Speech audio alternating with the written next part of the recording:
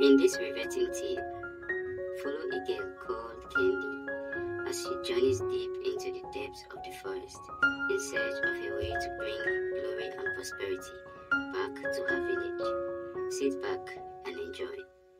In the heart of the sprawling savannah, where the golden grass swayed like waves in the wind, and the village of Akka stood at the edge of an ancient forest, it was a small, close-knit community where every soul knew each other's name, and the bond between people and the land was stronger than anything else. The villagers lived in harmony with the forest, for they knew the trees held secrets older than time itself. Among the village's children, Candy stood out. At just 17 years old, she was known for her quiet wisdom and unusual connection to the world around her. While other children played and laughed, Candy often found herself wandering beneath the towering baobabs and whispering acacias, listening to the winds that seemed to carry voices only she could hear. The elders of the village would often smile and say, "Candy listens to the trees," and many believed she had inherited the gift of foresight from her grandmother, who had been the village's spiritual guide. One afternoon, as the sun hung low in the sky, casting an orange glow over the village, Candy sat beneath the great baobab tree in the center of the village. The tree, known as the mother tree, was revered by all, its massive trunk gnarled with age and its branches sprawling wide like welcoming arms. The villagers often said that the baobab was the heart of the forest, and it was here that Candy felt most at peace. The wind began to stir, rustling the leaves in a rhythmic, almost deliberate pattern. Candy closed her eyes and tilted her head, listening intently. The whispers were faint at first, like soft murmurs on the breeze, but they grew louder, more distinct. She could hear the voices of the trees speaking to her in a language that felt both familiar and strange. "The rain will not come this year," the trees whispered, their voices low and sorrowful. "The river will dry and the land will crack. The harvest will fail." Candy's heart quickened. The village had relied on the river for generations, and every year the rains brought life to the land, filling the fields with crops and the river with fish. Without the rain, the village would starve. "You must act," the trees continued, their voices growing more urgent. "The drought is coming, and it is you who must stop it." Candy opened her eyes and looked around, but the village was still. There were no other voices, no sign that anyone else had heard the warning. The wind had died down, leaving an eerie silence in its wake. The trees had spoken to her, and she knew that it was a call to action. But what could a young girl do against the forces of nature? She was just one person, alone against the world. Her grandmother's voice echoed in her mind. "The earth speaks to those who listen." Candy stood up slowly, her resolve hardened like the roots of the baobab tree beneath her feet. She knew what she had to do. The warning was clear. She had to find the source of the drought before it consumed her village. But where would she begin? That evening, as the village gathered around the fire, Candy remained quiet, her mind racing with thoughts of the tree's message. Her father, a respected elder, stood before the fire, his face somber as he spoke of the coming season. "The river has begun to shrink," he said, his voice carrying over the crackling flames. "The rains have been late, and we must prepare for the worst. I fear that the drought is upon us." Candy's heart sank. Her father's words confirmed the tree's warning, but she couldn't tell him. He wouldn't understand. The villagers would think her mad, just like they had initially thought of her grandmother when she first heard the voices of the trees. As the fire burned low and the villagers dispersed to their homes, Candy slipped away from the crowd. She made her way toward the edge of the forest, her heart heavy with the weight of the task before her. She knew that the forest held the answers that only the trees could give her. The night was still, and the stars above seemed to watch over her as she entered the darkened forest. The path was familiar, the one she had walked countless times before, but tonight it felt different. The air was thick with anticipation. as if the forest itself was holding its breath. Candy reached the heart of the forest, where the oldest trees stood like silent sentinels. There, beneath the moon, she knelt before the largest tree, an ancient oak that had stood for centuries. This tree, known as the Elder Tree, was said to be the oldest and wisest of all the trees in the forest. It was here that the ancestors spoke, and Candy had always felt a deep connection to it. She placed her hand on its gnarled bark, feeling the warmth of the earth beneath her fingers. I have heard the warning, Candy whispered into the night. The drought is coming, but I do not know how to stop it. Please, tell me what to do. The wind picked up again, rustling the leaves above her. The whispers returned, but this time they were softer, more like a comforting murmur. The drought is not just the earth doing, the elder tree spoke. It is the result of an ancient imbalance. The rivers have begun to dry because the sacred spring has been sealed. You must find the spring and open it once more. Only then will the rains return. Candy's heart raced. The sacred spring was a legend, one that the elders spoke of in hushed tones. It was said to be hidden deep within the forest, protected by ancient magic. No one had seen it for generations, and many believed it was nothing more than a story. But the elder tree's words were clear. Candy had to find the spring and unlock its power, or her village would perish. With newfound determination, Candy stood up, her path now set. The journey ahead would be dangerous, and the forest was full of mysteries. She could not yet comprehend, but she was no longer afraid. The trees had spoken to her, and she would not fail them. She would save her village.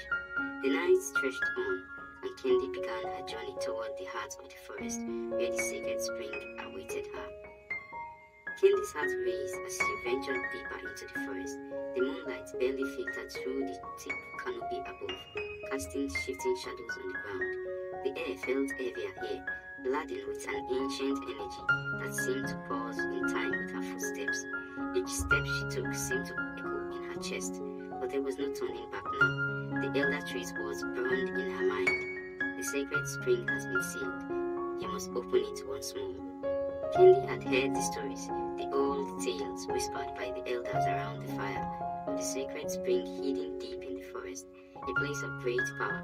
It was said to be the lifeblood of the land, the source of the river that fed Aka's fields, and the cause of the rain that fell on the village each year. But the spring had long been forgotten, its location lost to time, and worse yet, the stories told of an ancient curse placed upon it, a curse that sealed it from the world, never to be opened again. Still, Candy felt no fear as she walked. The whispers of the trees had filled her with a sense of purpose, and with each passing moment, her connection to the forest seemed to deepen. It was as though the land itself was guiding her, its pulse aligned with her own. As the hours passed, the path grew steeper, and the air thickened with the scent of the damp earth and moss. The trees around her grew taller, their trunks twisting and bending in strange patterns, as if they were trying to shield something from view. Candy's hand brushed against the rough bark of one of the trees, and a sudden shiver ran through her, not from fear, but from a strange recognition. She stopped in her tracks. There, hidden among the roots of an ancient fig tree, something out of place, something familiar. Half buried in the soil was a smooth stone, unlike any she had ever seen before. Its surface was etched with intricate symbols that seemed to shimmer under the pale moonlight, as though the stone were alive. Candy knelt down and reached out, her fingers trembling as she traced the patterns on the stone. The moment her hand touched the stone, the forest seemed to exhale, a deep rumbling sound rising from the ground beneath her feet. The trees swayed as if acknowledging her presence, and the air grew warmer. Candy pulled her hand back, startled, but the stone remained still, its surface cool once more. She took a deep breath and stood up, the stone now resting in her palm. It felt heavy, yet there was a warmth to it, as if it were meant for her. The voices of the trees whispered in her mind once again. The seal is near, they said. This is the key. Follow the path of the stones, and you will find the spring. Candy looked around, her eyes narrowing as she scanned the ground. In the dim light, she could make out faint markings in the dirt, stones arranged in a loose circle, each one similar to the stone she held. With her heart pounding, Candy began to follow the trail, stepping carefully from one stone to the next. As she walked, the forest seemed to shift around her, the trees thinning and then closing in once more, as though they were guiding her towards something hidden deep within. After what felt like an eternity, the path opened up to a small clearing, bathed in soft, ethereal light. At the center of the clearing stood a pool of water, its surface so still that it mirrored the stars above. Candy felt her breath catch in her throat. This was it, the sacred spring, the lifeblood of her village, the source of the river that ran through Akka. But something was wrong. The water in the spring was dark, its surface blackened as though it had been poisoned. The water around it was dry, cracked and barren. The river that had once flowed from the spring was no more. It bared a lifeless gash through the earth. Candy stepped closer, her heart heavy with sorrow. The stories had not prepared her for this. She had imagined a serene, powerful place, full of life and magic. Instead, she stood before a dead spring, its power drained, its beauty lost. "Why is this happening?" Candy whispered aloud. She could feel the weight of the curse that had sealed the spring. She could not understand why it had been placed in the first place. The stone in her hand paused, warm once more, and Candy's gaze shifted to the sky. The moon was now full, its light bright and clear. A sharp gust of wind stirred the air around her, and the leaves of the trees rustled as if urging her to take action. With trembling hands, Candy raised the stone above the spring and held it aloft. The moment the stone was held in the air, a deep rumbling echoed through the clearing. The earth shook beneath her feet as a powerful energy soared from the stone, sending a wave of light cascading over the spring. For a brief moment, the water shimmered, and then, with a crack that reverberated through the forest, the surface of the water rippled, and the dark stain began to clear. Slowly, the water began to return to its natural, crystal clear state, and the air around Candy seemed to come alive with energy.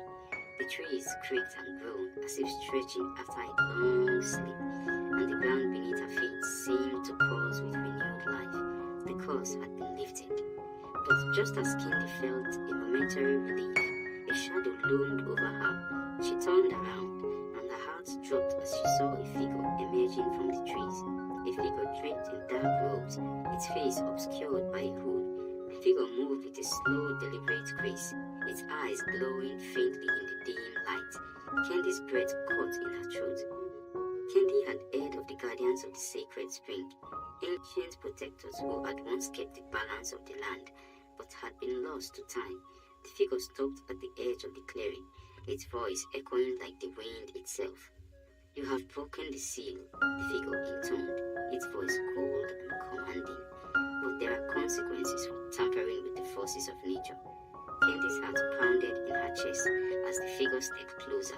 The air grew colder with each movement. She had done what she believed was right, but she knew nothing of the consequences.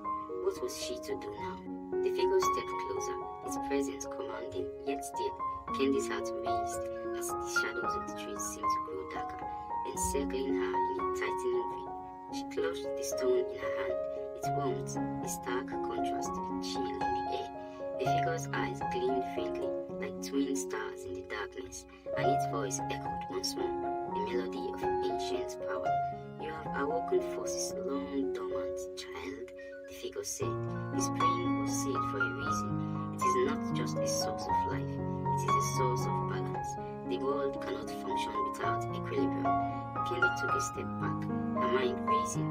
She had never considered the balance of nature in such a way. To her, the spring was a gift, a wellspring of life for her village, a blessing for her people. But now, she saw that it was not just a gift, it was a responsibility, one she had unwittingly disrupted. "I did what I thought was right," Candy said, her voice steady despite the rising storm within her. The river has dried, the crops withered, and Akka is dying. If the spring could heal the land, I had to act. I couldn't let my people suffer. The figure remained silent for a long before finally speaking again. It is true that the land has been suffering, the figure said softly, its voice tinged with sorrow. But the spring is not a simple cure. Its power comes at a price, as all great powers do. Candy's brow furrowed. What price? The price of silence? The price of inaction? Aka cannot wait any longer. My people cannot wait. The figure stepped closer, still its form becoming clearer in the moonlight, revealing a face like an old mask, ancient, wise, and yet sorrowful.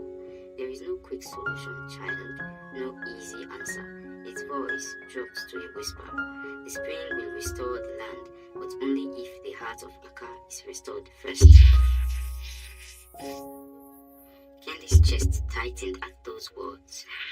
The heart of Aka, she repeated, her voice barely a whisper. Yes, the figure said, its eyes glowing brighter as it spoke. The heart of the village, the bond between the people and the land. The river that once flowed from the spring was not just water, it was the pulse of the community. The river carried not only life, but the connection between your ancestors and their descendants. If that connection has been severed, the spring will not heal your land, it will only consume it. Candy was silent. She had never considered that the health of the land could be so intimately tied to the spirit of her people. She had always seen the land as something separate from herself, a resource to be protected, but never something to be connected with. But the cause, Candy said, shaking her head, the cause sealed the spring. How do I break it? The figure smiled faintly, and for a moment Candy saw a flash of sadness in her eyes. The cause was not meant to harm the land, child. It was meant to protect it. The spring's power is not for those who seek to control it. It is for those who would understand it. To break the cause, you must return to the roots of the land, your people's roots. You must unite Aka, not with the force of power, but with the heart. Candy's mind whirled. She had thought she understood what needed to be done. Open the spring, restore the river, save the village. But now, the figure's words made her realize that there was more to this than just healing the land. It was about healing her people, her village. It was about restoring the unity that had once bound them to the earth. But how do I restore that connection? She asked, her voice filled with both doubt and hope. The figure raised its hand, and the wind around them began to stir. You must return to the elders. They hold the wisdom you need, and through them you will find the path. It gestured towards the horizon, where the faint outlines of Aka could be seen in the distance. You must bring them together, young and old, rich and poor, all who live in the village. Only when the hearts of the people are united will the hearts of the land be healed. Candy's chest tightened with a mixture of resolve and fear. She knew that the elders held great power, but they were divided in their beliefs. Some clung to the old ways, while others believed in change, progress, and growth. To bring them together was no small task, but she understood now that this was her true calling, not just to restore the spring, but to restore her people, to mend the broken bonds that had once tied them to the land. With a deep breath, Candy nodded. I will do what I must do. The figure nodded, its eyes glowing with approval. Then go, child. Go and heal the heart of Aka. The future of the land lies in your hands. As Candy turned to leave the clearing, the forest seemed to part before her. The path ahead clear and open. The moonlight baited the way, and the whispering trees seemed to offer their blessings, their voices now gentle and encouraging. When Candy arrived at the village, the elders were waiting. They had seen her approaching from the hill and gathered together, their faces a mixture of hope and uncertainty. Candy stood before them, the stone still warm in her hand, and the message was clear. It is time to unite, she said, her voice strong and sure. Aka's survival depends on it. We must come together, not as a separate people, but as one heart, one spirit, bound to the land. The silence that followed was heavy, but it was not one of resistance, it was one of realization. Slowly, the elders began to nod, one by one, their eyes softening as they saw the truth in Candy's words. It was not just the spring that needed healing, it was the hearts of the people. Only when the hearts of Aka united could the spring's power truly flow. And so, with the first light of dawn, breaking over the village, Kendi led the people in a great gathering where old wounds were healed, old divisions set aside, and new bonds forged. Together they stood as one, hand in hand, as the power of the spring surged through the land once more. The river began to flow again, its waters clear and full of life. The crops began to grow, and the land, once barren, began to thrive.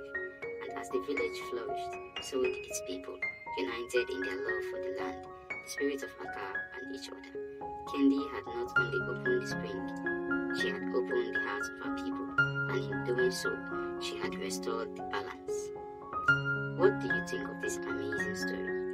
If you enjoyed it, do not forget to like, share, and subscribe. Thank you.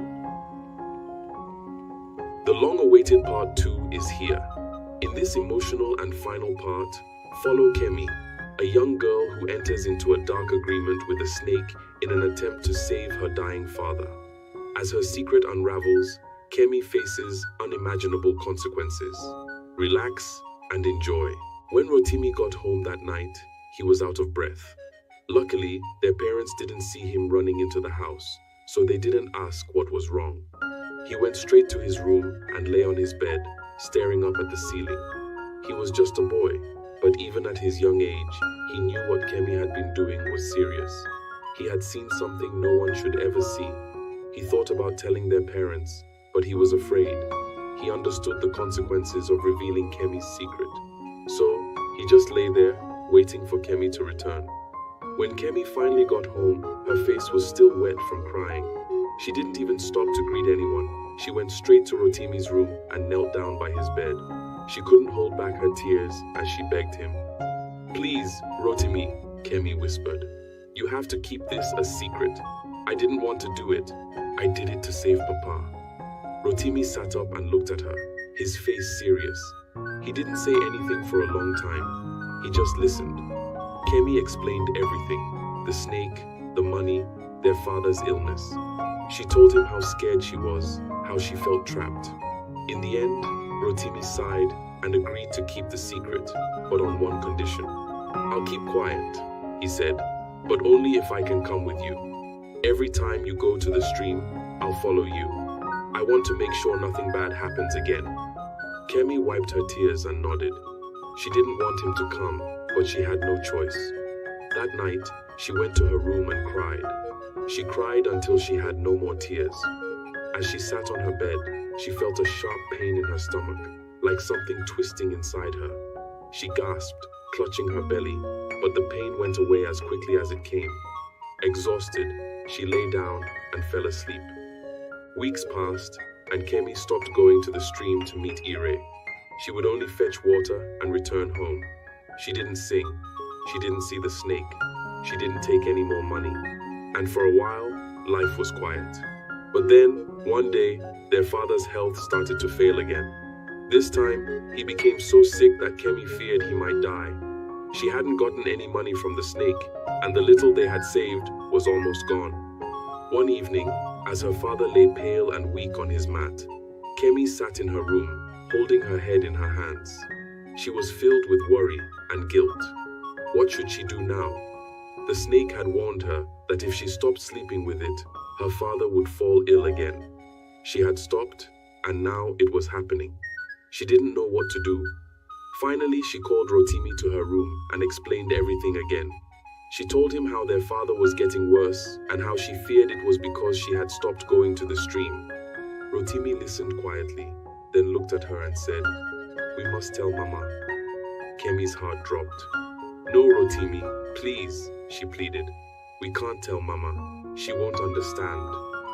But before Kemi could stop him, Rotimi dashed out of the room. "Mama! Mama!"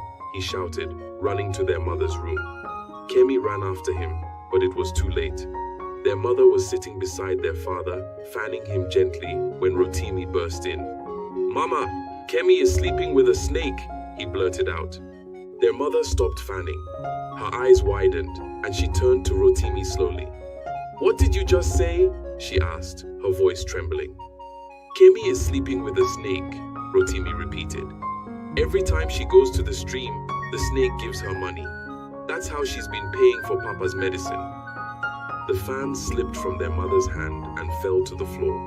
Kemi, standing at the doorway, felt like the ground had opened up beneath her. She was frozen in place, feeling betrayed by her own brother. She wanted to deny it, to lie, but she couldn't. The truth was out. She burst into tears, sinking to the ground. As she cried, that sharp pain returned to her stomach, stronger than before. It twisted and coiled inside her, making her scream.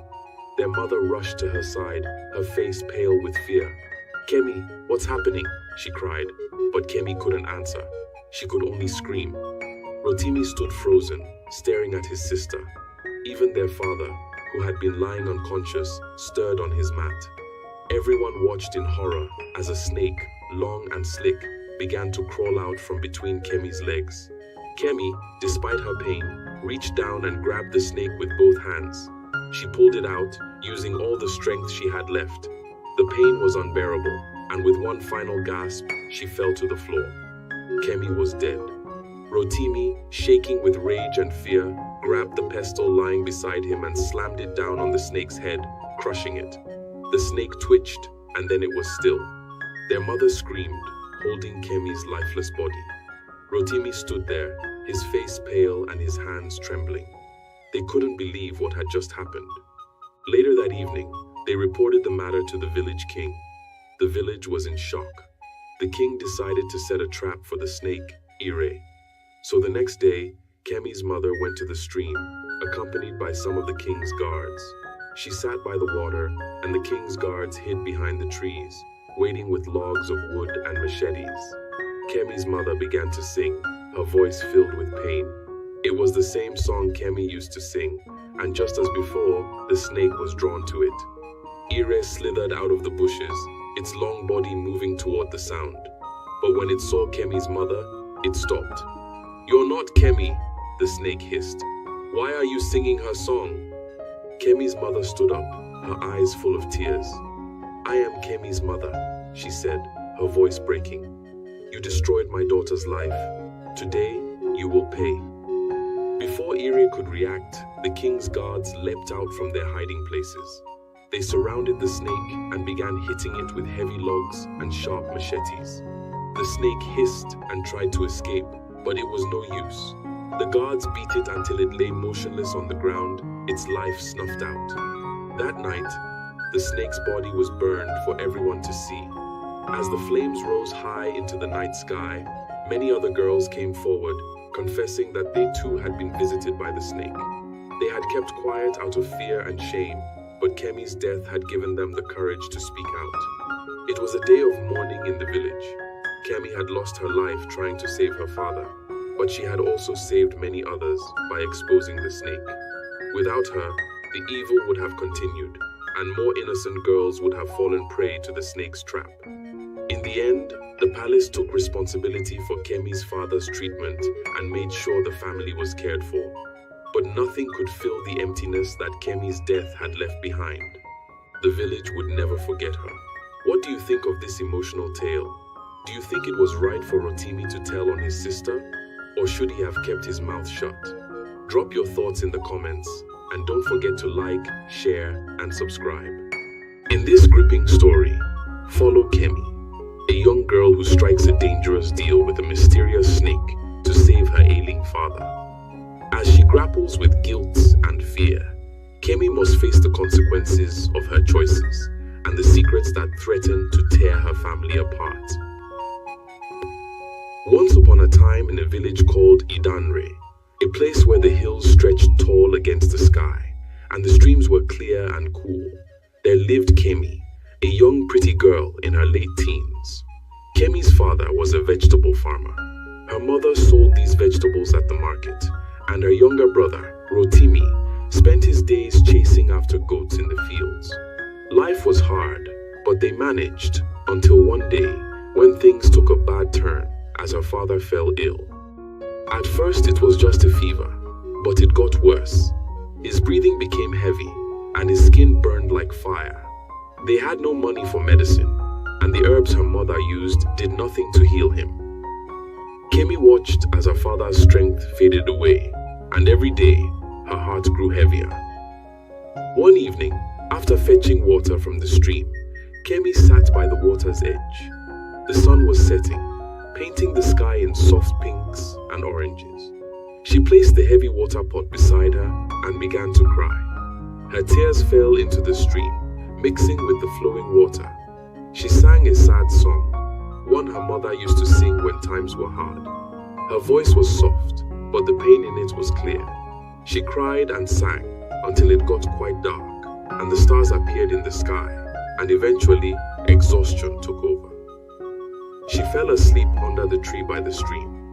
When it got completely dark, something cold and smooth brushed against her skin. Startled, Kemi woke up. A snake was slithering over her body, its scales glistening in the moonlight. She screamed and jumped up, running a few steps away, her heart pounding in her chest.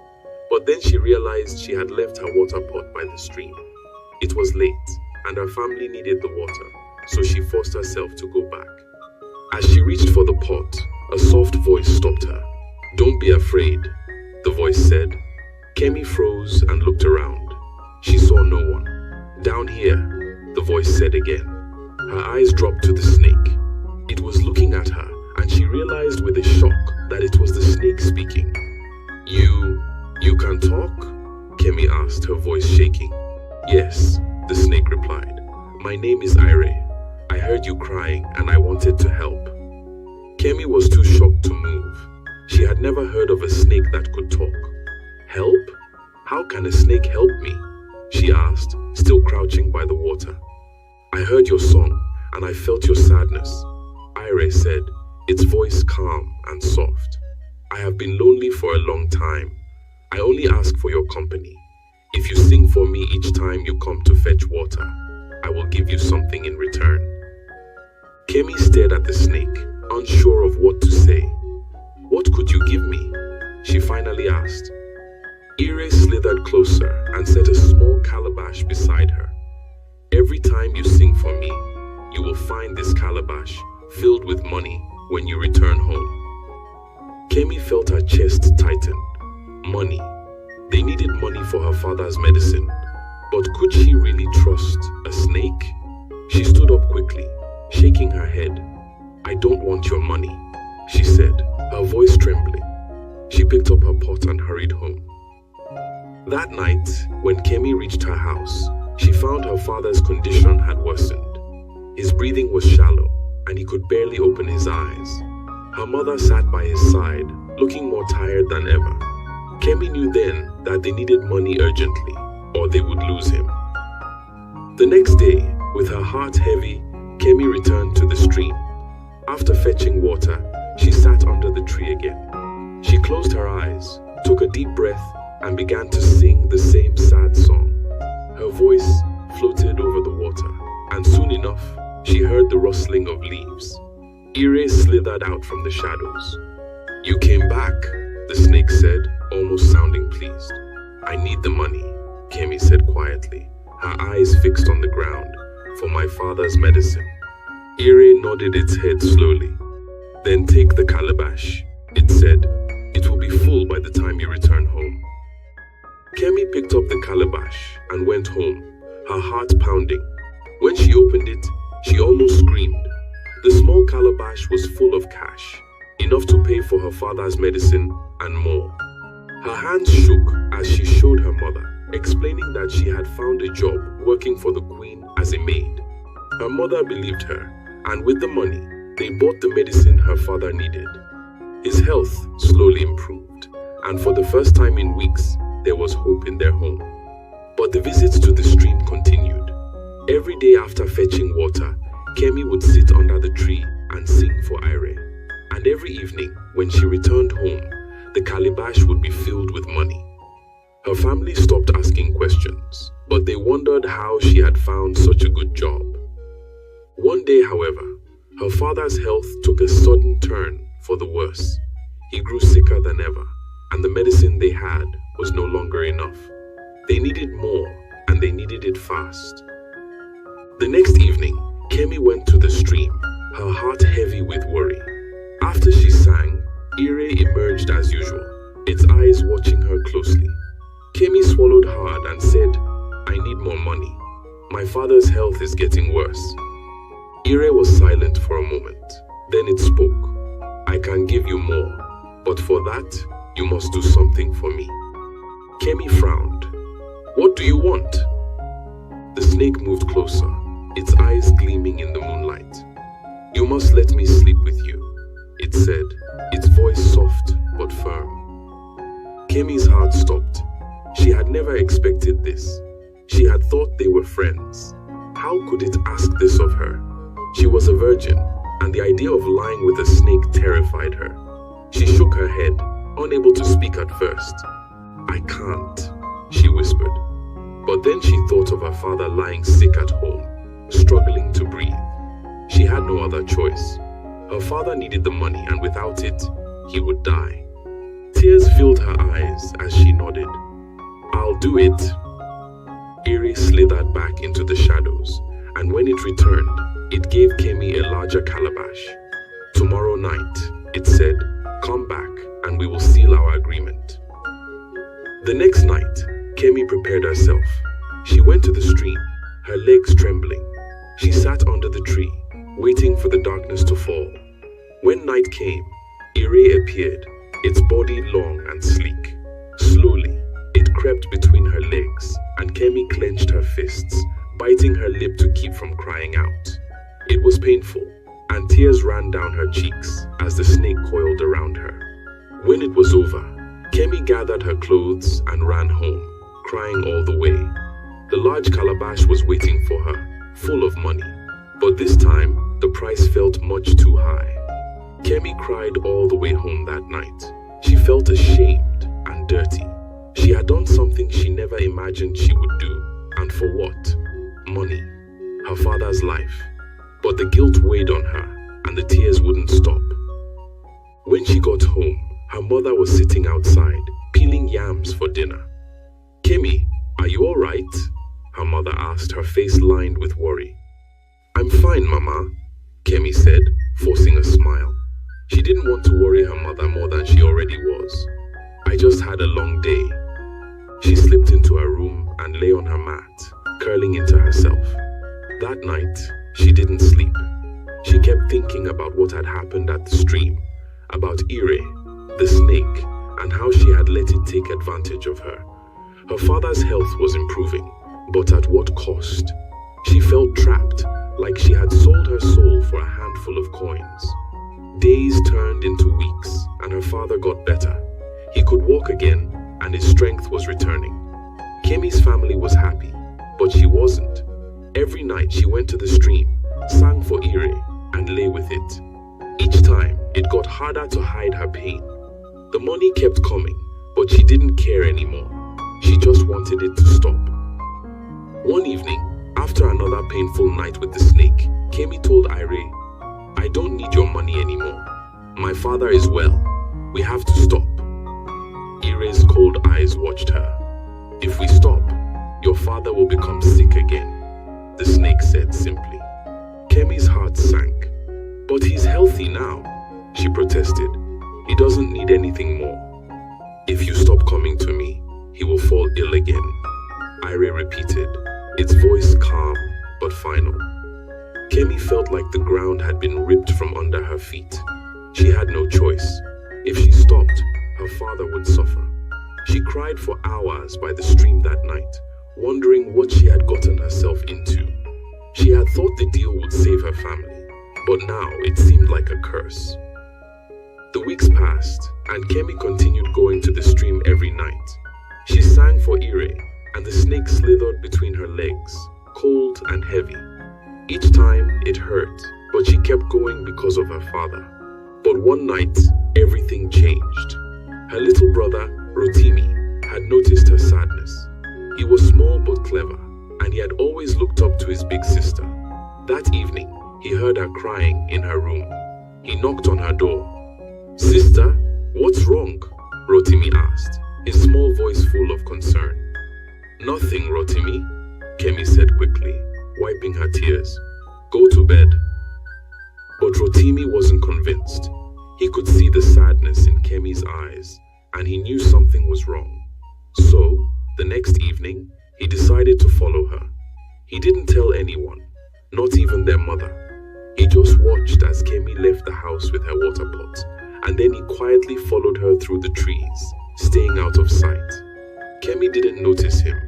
She walked to the stream as usual, set down her pot, and sat under the tree. Rotimi crouched behind a large rock, peeking out just enough to see what his sister was doing. Kemi started to sing, her voice soft and sad. It was the same song she always sang when she was upset, the same one their mother used to sing. Rotimi watched her closely, but nothing seemed unusual. Maybe she was just sad. Maybe that was all. But then, as the sun began to set and the sky turned dark, Rotimi heard Kemi speaking. "Please," Kemi said, her voice low, "take it easy tonight. I'm tired." Rotimi frowned. Who was she talking to? He peeked around the rock, his eyes wide with curiosity. That's when he saw it. A long, dark, green snake was slithering out of the bushes, moving towards Kemi. Rotimi's heart pounded in his chest as he watched, frozen in place. Kemi didn't look scared. She sat there, her legs slightly open and the snake crawled between them, its body winding around her. Rotimi couldn't believe what he was seeing. His sister was letting a snake crawl between her legs. He couldn't keep quiet any longer. He screamed, a loud, piercing scream that echoed through the trees. Kemi jumped up, startled. The snake hissed and quickly slithered into the bushes, disappearing into the shadows. Kemi's heart raced as she looked around, her eyes landing on Rotimi, who was staring at her with wide, terrified eyes. "Rotimi!" Kemi shouted, her voice shaking. "What are you doing here?" Rotimi's face was pale. What were you doing?" he asked, his voice barely a whisper. He was trembling, his eyes still wide with fear. Kemi felt like she was going to faint. She didn't know what to say. How could she explain this? How could she tell her little brother that she had been lying with a snake for money? "Rotimi, listen to me," she said, stepping towards him, her hands shaking. "I can explain." But Rotimi didn't wait to hear the rest. He turned and ran, his small feet kicking up dust as he raced back home. Kemi stood there, frozen, tears streaming down her face.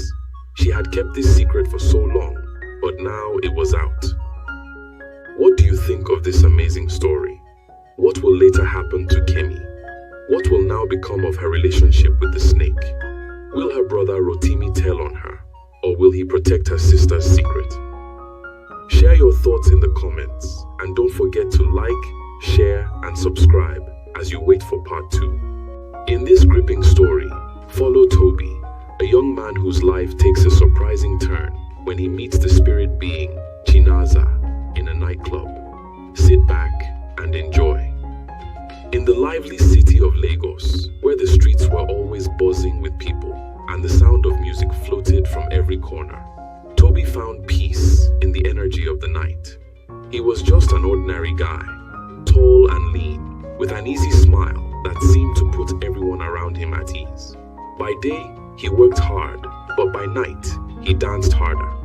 His favorite place to escape from everything was the Neon Lounge, an upscale club that pulsed with Afrobeat rhythms and flashing neon lights. It was there, on a Friday night, that his life changed forever. That night, Toby was on the dance floor, moving to the beat of Burna Boy's latest track. The heat of the crowd, the swirl of bodies, the flashing lights, it all blended together. But then, through the chaos, he saw her. She stood at the edge of the dance floor, not dancing, just watching. She wasn't like everyone else, swaying to the music. There was something about the way she stood, the calm intensity in her eyes, that drew Toby in. She was like a soft glow in the dark room, and he couldn't take his eyes off her. Curiosity got the better of him, and he walked over. His heart was beating fast, but he managed to keep his voice steady. "You don't look like you're enjoying the music," he said with a smile. She turned those piercing eyes on him, her face beautiful but unreadable. "I'm just waiting for the right moment," she replied, her voice soft, almost musical. "What's your name?" he asked. "Chinaza," she said, smiling a little. Toby didn't know what it was about her, but within minutes, they were on the dance floor together, moving as if they had known each other forever. Chinaza was different from anyone he had ever met. There was something mysterious about her, something that made him want to know more. She was graceful in a way that didn't seem real, like she wasn't bound by the rules of the world around her. They spent the rest of the night talking and laughing, and before Toby knew it, they were exchanging phone numbers. Over the next few weeks, they spent more and more time together. Their relationship blossomed quickly, and Toby was drawn deeper into her world. Chinaza was intriguing, always holding back just enough to keep him wanting more. But she never really talked much about her background or where she was from. Whenever Toby asked more personal questions about her, she would smile and change the subject, leaving him to wonder. At first, he didn't mind. He was so captivated by her that he didn't press her for answers. But after 3 months of being together, things started to change. Chinaza became more distant. She didn't seem as happy, and Toby noticed that she was quieter than usual. One evening, she sat him down in her small apartment. "I'm pregnant," she said quietly. Toby stared at her, his mind racing. He waited for her to laugh, to tell him it was a joke, but she didn't. She just sat there, her hands folded in her lap, her face still and unreadable. "We didn't plan this," he said, his voice barely a whisper. "I know," she replied, her tone steady. "But it's happening." Toby's head spun as he tried to make sense of it. He had always wanted kids, but this was sudden. Too sudden. And yet, even if they weren't ready, it was too late for any other options. "What about your family?" he asked. "What will they think?" Chinaza's face darkened. "They can never know," she said quickly. "They would disown me if they found out I was pregnant before marriage." Toby felt a wave of unease wash over him. "But I'll handle it," she cut him off. "They can't know." Toby wanted to argue, but he could see how serious she was. He agreed, feeling uncomfortable, but wanting to support her. As the months went by, Chinaza grew more and more withdrawn. She rarely left her apartment, refusing to meet his friends or introduce him to her family. When he asked her why, she would always brush it off, saying it was better if they kept things quiet. Then, one night, when Chinaza was 7 months pregnant, Toby overheard her speaking in Igbo on the phone. She was talking about the baby, her voice low and urgent, mixing English with her native language. Curious, Toby approached the door, which was slightly open. He peeked inside and froze. In the mirror across the room, Chinaza's reflection wasn't hers. It was someone else, something else. Toby blinked, trying to make sense of what he was seeing. The face in the mirror was unfamiliar, strange.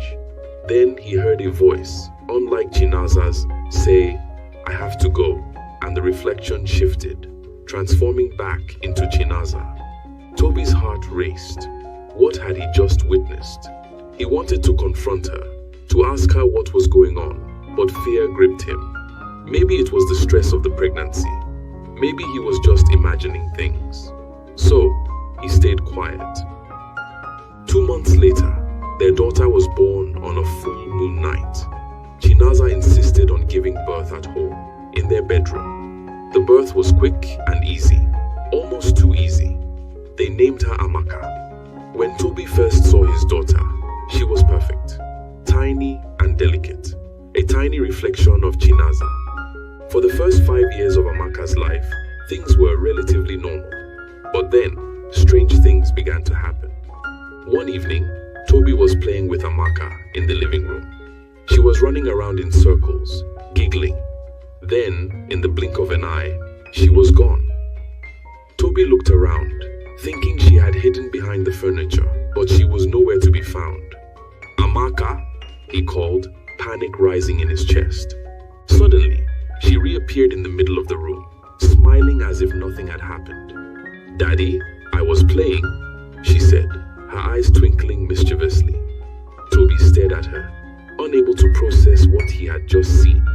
He tried to rationalize it, telling himself that maybe he had been distracted and she had slipped out of sight for a moment.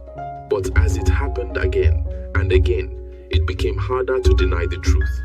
Amaka could disappear, vanish completely, and reappear moments later, as if by magic. Terrified, Toby turned to Chinaza. "What is happening?" he asked, his voice shaking. Chinaza didn't seem surprised. She sighed, her expression resigned. "It's nothing," she said, but Toby could tell she wasn't telling him the whole story. He was confused, scared. It felt like Chinaza and Amaka were keeping secrets from him, and he didn't know what to do. Desperate, Toby went to see his friend Alex. He showed up at Alex's house, breathless and frantic. "Why do you look like a man being chased?" Alex asked, his eyebrows raised. Toby told him everything. The strange things Amaka could do, the reflection he saw in the mirror when Amaka was pregnant, the feeling that something wasn't right. Alex listened quietly, and when Toby finished, he was silent for a long time. Finally, Alex stood up. "Let's go," he said. "We need to see what's happening." They drove back to Toby's house, but when they got there, it was empty.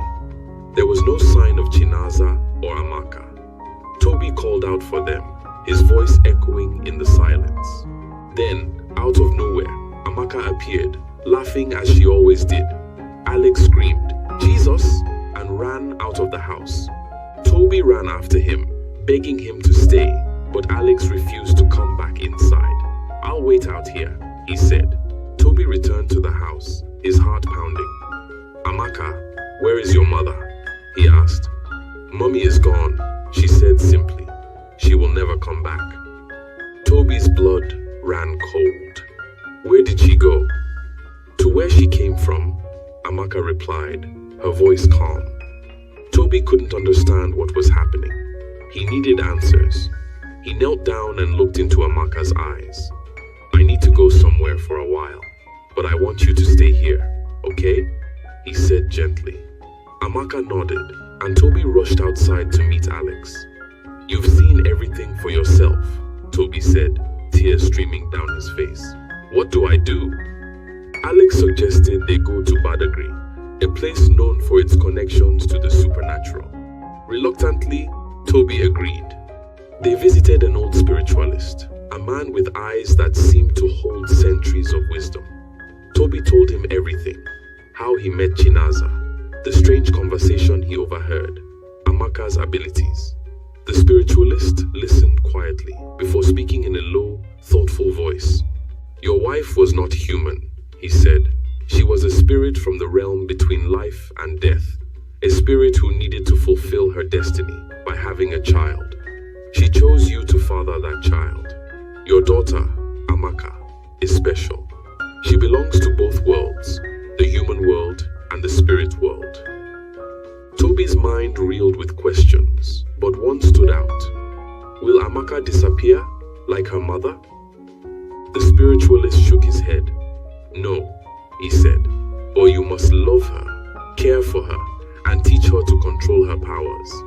If you fear her, she may drift further into the spirit world, lost between the two realms." Toby returned home, determined to protect his daughter. When he walked into the house, Amaka was nowhere to be found. His heart raced, but then he heard a small voice behind him. "Daddy!" He turned, and there she was, standing right where he had been looking moments ago, smiling innocently, as if nothing had happened. Toby dropped to his knees, pulling her into a tight embrace. "Where were you?" he whispered.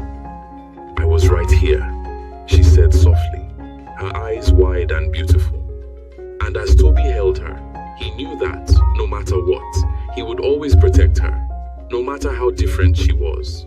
Amaka was his daughter, and in that moment, that was all that mattered. What do you think of this amazing story? What will later happen to Amaka? Will her mother Chinaza ever ever return, or is she truly gone forever?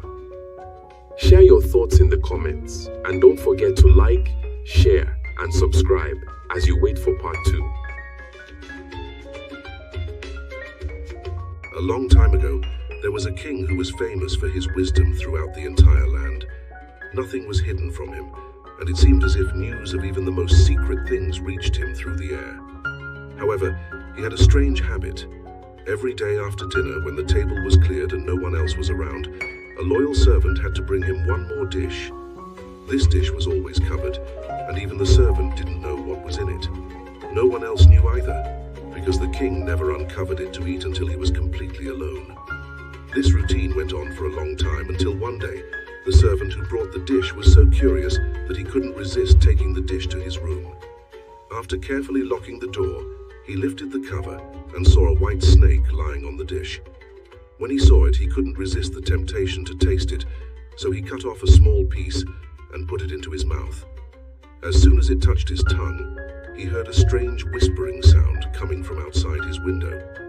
He went to listen and realized it was the sparrows chattering to each other and sharing all kinds of things they had seen in the fields and woods. Eating the snake had given him the ability to understand the language of animals. Now it happened that on the same day the queen lost her most beautiful ring, and suspicion of stealing it fell on this loyal servant because he was allowed to go everywhere. The king ordered the servant to be brought before him and threatened him with harsh words, saying that unless he could identify the thief by the next day, he himself would be considered guilty and executed. The servant insisted he was innocent, but no one believed him. In his distress and fear, he went down into the courtyard and thought deeply. There, he noticed some ducks sitting by a brook, resting quietly. While they were smoothing their feathers with their bills, they were having a private conversation. The servant stood by and listened. The ducks were talking about all the places they had been waddling around that morning and what good food they had found. Then, one duck said in a worried tone, "Something is weighing heavily in my stomach. While I was eating quickly, I swallowed a ring that was lying under the queen's window." The servant immediately grabbed the duck, took it to the kitchen and told the cook, "Here's a nice duck, roast it for dinner." "Yes," said the cook, weighing the duck in his hand. "She has certainly fattened herself up and has been waiting long enough to be roasted." As the cook prepared the duck for dinner, he found the ring inside it. The servant was now able to prove his innocence easily, and the king, wanting to make up for the mistake, allowed him to ask for a favor and promised him the best position in the court he could wish for. The servant declined everything and only asked for a horse and some money for traveling, as he wanted to see the world and explore a little. When his request was granted, he set off on his journey. One day he came to a pond where he saw 3 fish caught in the reeds, gasping for water. Although it is said that fish are mute, he heard them complaining that they were going to die miserably. Since he had a kind heart, he got off his horse and put the 3 trapped fish back into the water. They wriggled with joy, stuck their heads out, and called to him, "We will remember you and repay you for saving us." He continued riding, and after a while he thought he heard a voice coming from the sand under his feet. He listened closely and heard an ant king complaining, "Why can't people with their clumsy animals avoid stepping on us? That stupid horse with its heavy hooves has been crushing my people without mercy." So he steered his horse onto a side path, and the ant king called out to him, "We will remember you. One good turn deserves another." The path led him into a forest, and there he saw 2 old ravens standing by their nest, throwing out their young ones. "Out with you, you lazy, good-for-nothing creatures," they shouted. "We can't feed you anymore. You're big enough now to fend for yourselves." But the poor young ravens lay on the ground, flapping their wings and crying, "Oh, how helpless we are. We have to take care of ourselves, but we can't fly. What can we do except lie here and starve?" So the kind young man climbed down and gave them the food he had brought for his own lunch. The young ravens hopped over to the food, ate until they were full, and then cried, "We will remember you. One good turn deserves another." After traveling a long way, he came to a large city. There was a lot of noise and a big crowd in the streets, and a man rode up on horseback, shouting loudly, "The king's daughter wants a husband, but anyone who wishes to marry her must complete a difficult task. And if he fails, he will lose his life. Many had tried already, but without success.